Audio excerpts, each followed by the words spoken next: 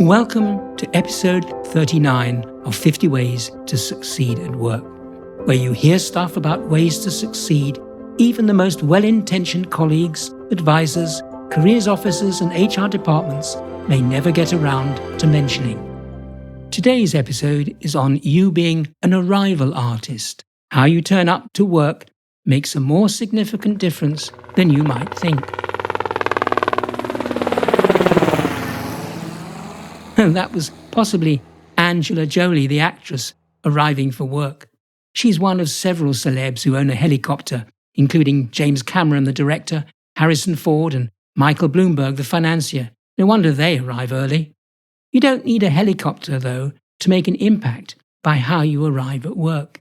In particular, your mood on arrival can significantly affect your own and other people's performance that day. I'll talk about this later. But first I want to tell you about Jason Jones. It's not his real name. He ran a medium-sized printing company that I advised when earning my living as a consultant. As managing director, Jason realized that he needed to improve his relationships with work colleagues, yet he struggled to find a way that he felt comfortable with. When I asked around on his behalf, it produced a surprising answer.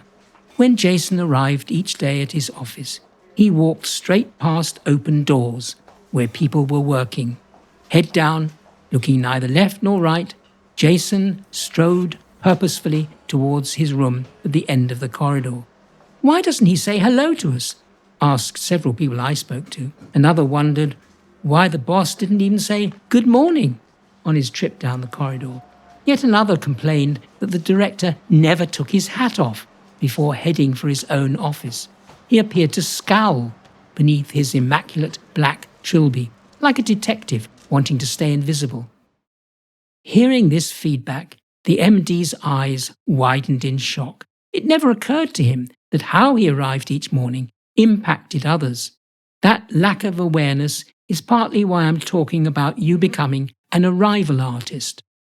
Jason took the feedback to heart. First, he exchanged his formal black trilby hat for a rakish baseball cap. Second, he transformed his journey down that corridor every morning.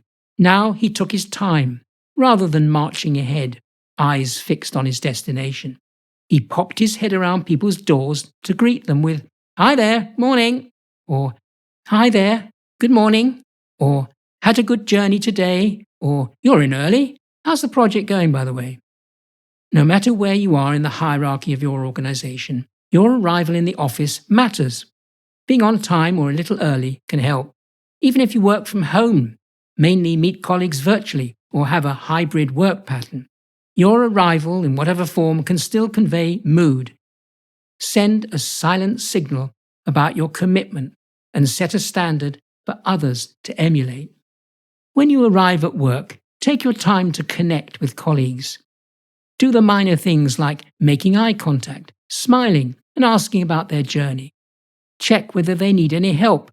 It can all do wonders for your reputation. Jason turned a solitary walk into a relationship-building triumph. Later, when I checked back with his colleagues, they did view him in a new light. He was now seen as friendly and interested in their welfare. He had become an arrival artist. So how you start your morning can set the tone for yourself and others. It helps you both to focus. Being committed to good arrival practices makes colleagues feel valued and even productive. As an arrival artist, should you get up and arrive at work early? If you work from home or have a hybrid working pattern, that could mean you're available at extreme times and out of hours.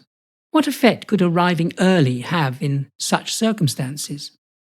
Suppose you do begin working before everyone else. That can be a problem. For example, suppose you have urgent questions to answer, yet you're the only employee awake and colleagues won't be checking their inboxes for at least another hour. Or you arrive at your work destination super early, only to find you can't get in or can't start on your work till others turn up on time. If you're the most productive in the day, rather than later, you may often arrive at work before the official starting time. While this can help your productivity, it may harm your workplace relations. For instance, some colleagues may not love your go-getter attitude and leave them feeling guilty about not putting in more effort. This guilt can even quickly turn to resentment by colleagues who think you're putting unfair pressures on them to increase their work performance. When you arrive early, don't steal colleagues' tasks. When you've finished your work duties after arriving early, resist the urge to complete others' tasks. You may think you're doing them a favour, but you may be seen as muscling in on their work duties. In some cultures, though, arriving early wins no plaudits. In others, you're expected to turn up at least 15 minutes before the official start time. That would win the approval of Elon Musk of Tesla and SpaceX fame. He insists all his employees arrive at the office on time and not work from home. Check out how your organization's culture views arrival times and make this work for you. As an arrival artist, avoid coming into work in a distress or stress state because you haven't left enough time to deal with home stuff. Slow down and take a moment to pause. Create a routine of centering yourself on arriving, both physically and mentally. This approach can work wonders, influencing both you and others. How you treat yourself on arrival can inspire them to do the same. Try to assess your current mood and be aware of its effect on colleagues. The first thing in the morning is when emotional intelligence has the most impact. Like Jason, the managing director I told you about, make a special effort to adopt a cheerful outlook on arrival. Grab a second or third cup of coffee if that's what it takes. Your arrival can set your attitude barometer and others too.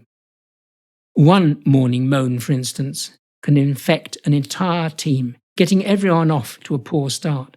For example, in one study, those who started each day happy or calm usually stayed that way throughout the day.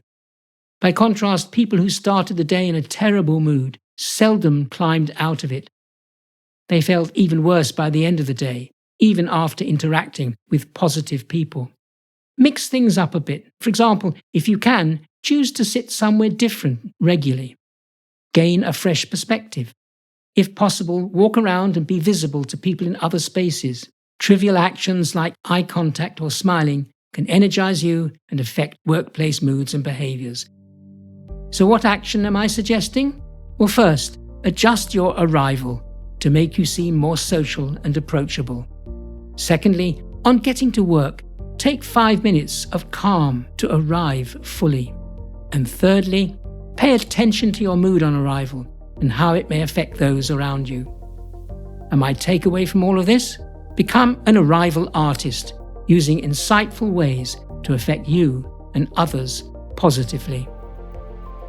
You've been listening to an episode of Andrew's 50 Ways to Succeed at Work. For more episodes, subscribe free to my regular weekly podcasts.